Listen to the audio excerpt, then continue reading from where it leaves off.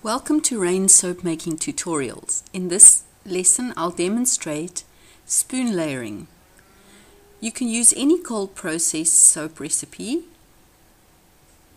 If you don't have one, have a look at tutorial number 1, which is step-by-step soap making technique. There is a recipe at the back. Combine your oils and your caustic soda mixture and bring it to a good strong trace. You do need to have quite a thick soap for this technique. I've divided the batch into 3 jugs and I'm adding natural colorant to each of the 3 jugs. To the 1 jug I'm adding titanium dioxide.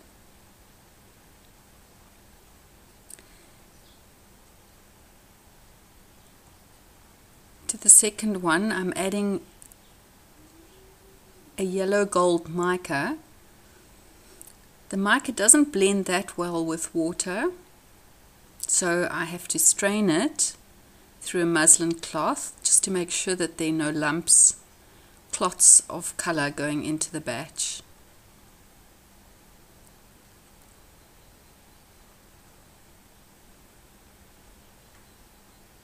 The third batch I'm going to color black with a seaweed coloring.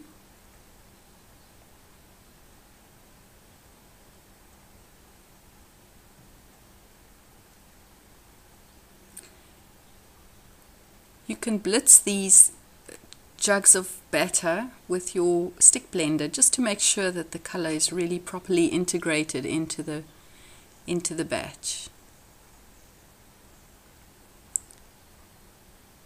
Using an ordinary loaf type of mold, and you can see the batter is fairly thick.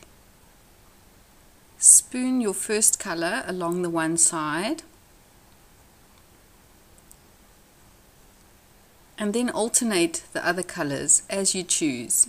You can make up your own pattern in this technique. You can make 4 colors, 5 colors. You can see that the batter is pretty thick, so it is sort of sticking to its own blobs. And I'm also spooning the batter up the sides of the mold. You can't really see that being an aerial shot, but it isn't going very flat. The batter is sort of coming up the sides. So alternating with your different colors until all your batter has been used up.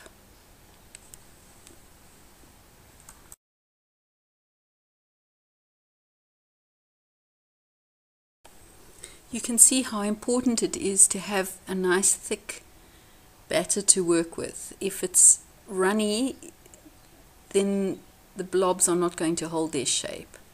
Give the mold a good shake and a good pounding on the surface to make sure that there's no air bubbles in between. Put the last bit of batter onto the top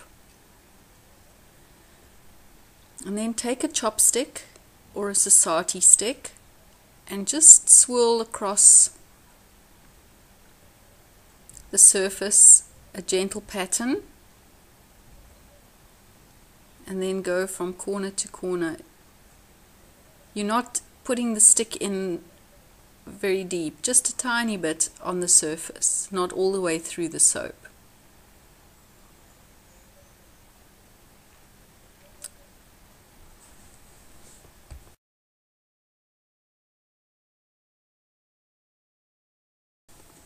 Right, now let's have a look at how our soap has turned out. Loosen the sides of the silicone mold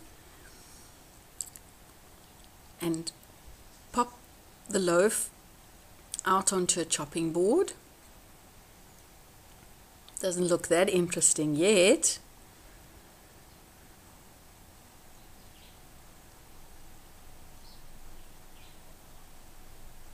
Cut down. Now look at that. You could really do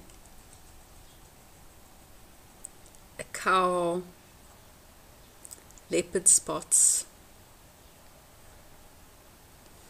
with this sort of technique. Look how the pieces of color are suspended.